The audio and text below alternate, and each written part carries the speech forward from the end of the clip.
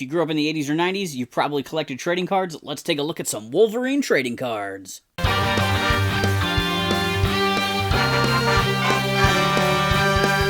to Pegwarmers. I'm Kevin, and I'm here to talk about toys. And today I'm trying something out a little different.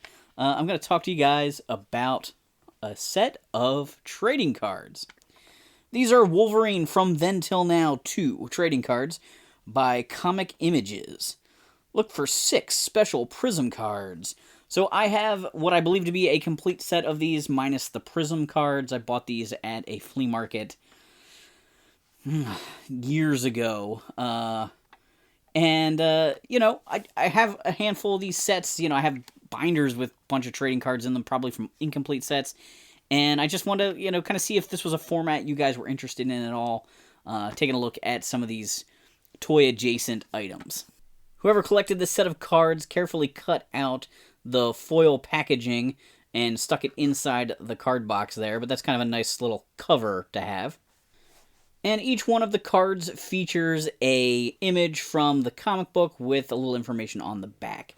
And one of the things I was thinking about with these is I was recently watching X-Men 97 with my stepsons, and they were shocked at how much I knew about Marvel characters. They're little guys, so they have not read that much of the universe. They haven't really even seen a lot of the movies.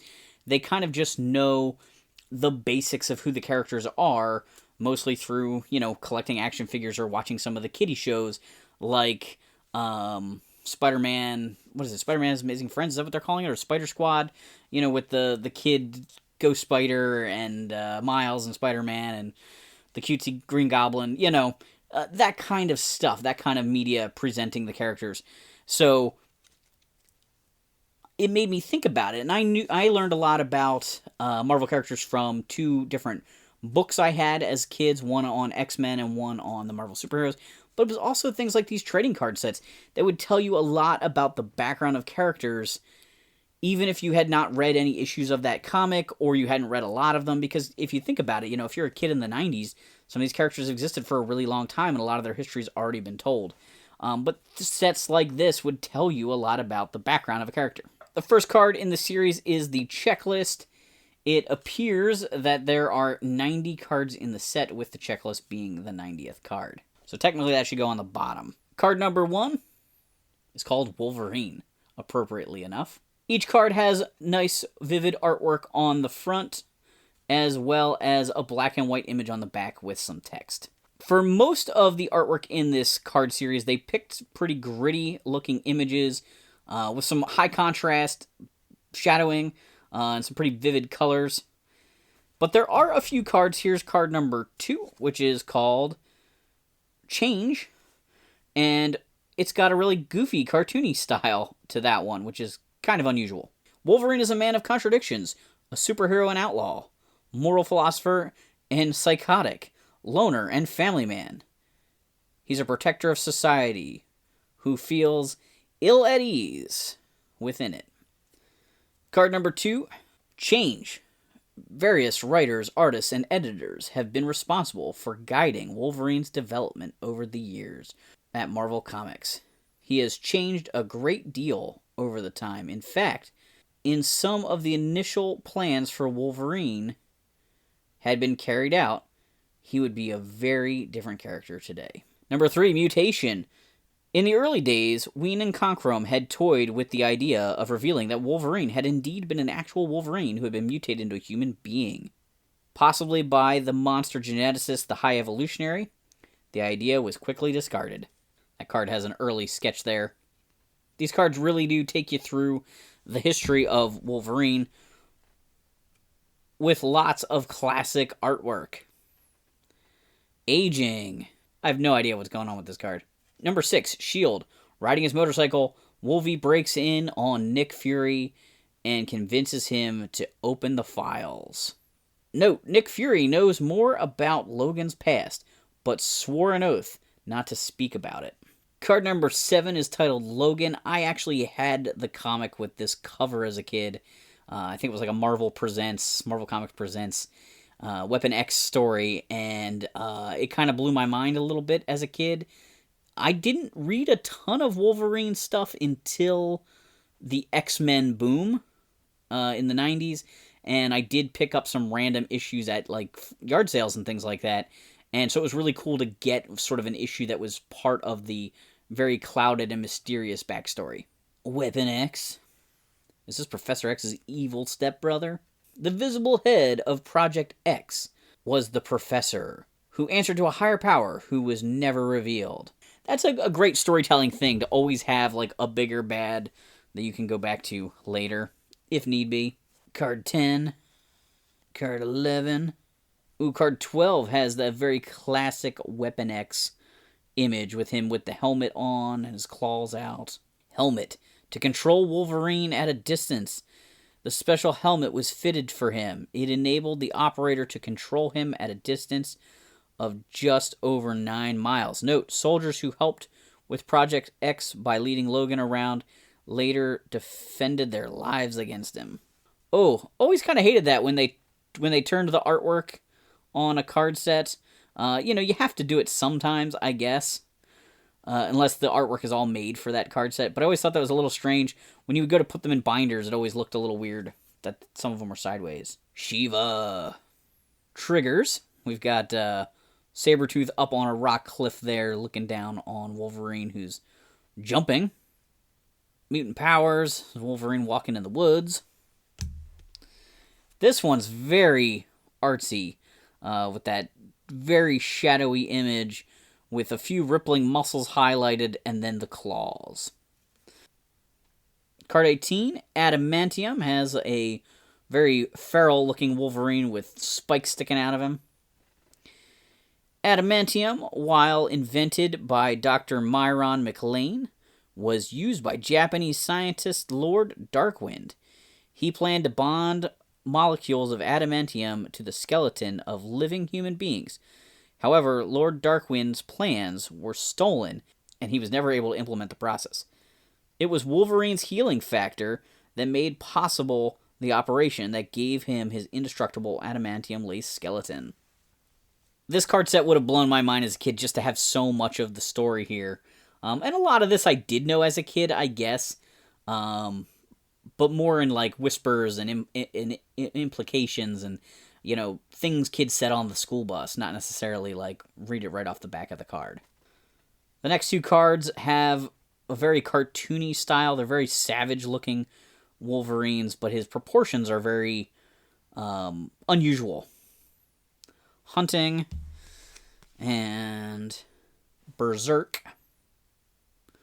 This is a pretty classic 90s image of Wolverine in the rain with his claws out. The claws are the only thing that's really highlighted. His teeth and his eyes show up, and almost everything else is shadows. Discipline. This card talks about Wolverine's time in Japan. Note, Chris Claremont regards Wolverine as Wolverine regards himself, as a failed samurai, a man who attempted to achieve the total self-discipline of the ideal samurai, but never in his own mind attained his goal. Wild Beast. Here we've got Wolverine, or Weapon X, feeding on a fresh rabbit or squirrel or something. Animalistic. Wolverine running out of the forest in some snow to attack someone. Number 25 is called Department H. There are several cards in this series that look like they were done by the same artist, and these are mostly of his early days as Wolverine, with that original costume that has the whiskers on it like he wore when he fought the Hulk. First Mission, follow-up card to that, which shows Hulk and Witigo. First Defeat, again another image featuring Witigo and Hulk. Weapon Alpha, so here we have Wolverine when he spent some time with Alpha Flight. Resenting the restrictions and regulations of the Canadian government, Wolverine resigned. His departure from Department H set in motion plans for James Hudson to take on the leadership as Alpha Flight under the codename Weapon Alpha. His first mission was to hunt down and recapture Wolverine. Note, James Hudson soon took on the name Vindicator and later changed it to the Guardian. Card 29, In Search Of, is Professor X wearing the Cerebro helmet. Card 30, New X-Men. Wolverine joined the new members of the X-Men: Banshee, Sunfire, Colossus, Storm, Nightcrawler, Thunderbird, and the former leader, Cyclops. Cyclops was the only original X-Man to escape Krakow, and he was determined to rescue his veteran teammates with the help of the all-new X-Men. Follow-up card, Krakow. X-Men fighting a giant beast. Speaking of X-Men 97, here's a great card. Angels flying overhead, and Logan out of uniform seems to be hitting on Jean Grey, also out of uniform. The back of the card has Jean applying some lipstick in the black and white art there. And here's where the whole, love triangle story is spelled out perfectly here. We knew this back in the 80s and 90s, and people act like it's kind of a new thing going on in the X-Men 97. Number 32, Teammates. What are we going to do with 13 X-Men? After their first successful mission, many of the veteran members left the X-Men, while those who stayed felt edgy and unsure among the new team. However, Wolverine found a new friend in Jean Grey. Both felt an attraction, although Jean was unwilling to admit it. Just kidding.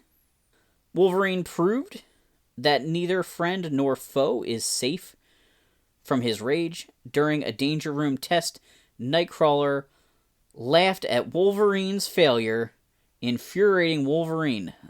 He leapt at Nightcrawler, claws popped in ready to rip him to shreds. Had Nightcrawler not teleported himself, Wolverine surely would have killed him. Resentment. Wolverine kissing Jean Grey. Wolverine's natural resentment for leadership and authority put him at odds many times with the X-Men's leader, Cyclops. Wolverine also resented Cyclops for the love he shared with Jean Grey, the woman with whom Wolverine felt a strong attraction. Card 35, Magneto. Magneto, the oldest and deadliest foe for the X-Men. Seeing himself as the only hope for mutant kind, salvation, Magneto will use his mastery over magnetism to achieve his goal. Oh, there's that savage Wolverine. I think we got an action figure of him at one point from Toy Biz. Costume. For a time, Wolverine donned the costume of Fang, one of the Imperial Guardsmen, after his disguise was burned off by the Guardsman Starbolt. Note, Wolverine's journey to the Shi'ar Empire was the first time he ever found himself on a planet other than Earth. Fantastic Phoenix Force image there. Phoenix, in order to save her fellow X-Men, Jean Grey piloted a space shuttle through the solar radiation back to Earth. The shuttle crashed into the waters off New York City, and Jean Grey was presumed dead. Much to the X-Men's surprise, she emerged from the waters transformed into the cosmically powered Phoenix. But Jean Grey was not Phoenix, instead an alien entity that had taken Jean Grey's place and left her cocooned in the shuttle at the bottom of the New York harbor. It would be years before the X-Men would see Jean Grey again. All those mysteries of the X-Men that, were important to know. Mariko. Alpha Flight. So we go back into the history of Wolverine here a little bit more. Hellfire Club. Here's a classic. Wolverine ripping up the Hellfire Club guards, guys. This one's called Slice and Dice. Old Ties. We got Wolverine and Nightcrawler fighting Wendigo. More classic, super dark artwork of Wolverine with his face in shadow but his claws out wearing his brown uniform. This one is called Disgrace. New Threads. When asked by Nightcrawler why he had changed from his yellow and blue costume to his brown and gold one, Wolverine simply replied, "Why not? Subject closed." Note, Wolverine's new brown and gold costume was worn in honor of the Yashanda clan. The Brood. Shadowcat. Famous artwork of Wolverine with a sword above Shadowcat in a gi holding up a sword, sort of making a plus sign or a cross during some of her training. Fastball Special. This shows beast throwing Wolverine. 6 razor-sharp claws flying straight at you with a wild, hairy, cigar-puffing mutant attached to them can only be a Wolverine fastball special. For quick results during a battle, Wolverine has one of the X-Men hurl him like a speedball directly at an opponent with deadly accuracy. Vindicator, Mutant Massacre, Grey Hulk, Resurrection. This is an odd one with Wolverine covered in some sort of yellow muck. During a battle in Dallas against the mystical entity known as the Adversary, the X-Men sacrificed their very lives in order to restore balance to the universe. But another mystic, Roma, restored the lives of the X-Men, giving them another chance to strike at their enemies who believed they were dead. There's some classic artwork. Wolverine and Grey Hulk both dressed in white suits. Patch. The small island of Madripoor, a crime-infested kingdom, is one of Wolverine's favorite solitary retreats. Without the X-Men, and because the world believes Wolverine is dead, he assumes the identity of Patch and roams the island freely. Genosha. It's got a nice image of Rogue in the black and white on the back. Genosha is a small island nation which relies on its enslaved mutant population to support its reputation as a green and peaceful island. Searching for teammates, Madeline Pryor, Wolverine, and Rogue are captured by the Genoshan magistrate, transported to Genosha, and stripped of their mutant powers. Donald Pierce. The Reavers. Looks like they're led by Lady Deathstrike there, and it's got some of those other classic Toy Biz characters like the guy with the tank body. Jubilation Lee. Jubilee became the youngest member of the X-Men after helping Wolverine escape the Reavers. She appointed herself his sidekick. As far as we know, Wolverine may be the only father figure Jubilee ever had. Her mutant ability allows her to create explosive fireworks from midair. 1941. Wolverine's sketchy past includes an adventure with Captain America, which took place in Madripoor in 1941. Working together, the two superheroes saved Natasha Alavanda Romanov from the young girl who would one day become the Black Widow from the ninja assassin clan known as the Hand. This is one of Logan's earliest recorded adventures. I didn't know the Black Widow was that old. The X-Men. I think that was the name of another card earlier. This is 58. The good-looking picture of Psylocke on the back. Wolverine recently described the X-Men as good people idealists, dreamers forever looking for the best in others. For them, killing is the last resort. For me, it's second nature. And we got another Psylocke image there, this card being 59 Psylocke. Card 60, Gambit. 61, Popularity. We've got Wolverine kind of diving towards the reader with his claws out here. Wolverine is self-explanatory. I think he's been so popular for so long because he's such an animal, and also the fact that his weapons are inside of him made him more appealing. No one could ever take his weapons away from him, and that's cool. John Romita Jr. Cable. Scorpio. Appeal. Wolverine in his blue and yellow suit with his elbows down but claws up.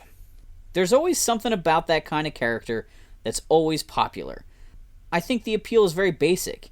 If we're all honest with ourselves, that's the kind of super person we want to be.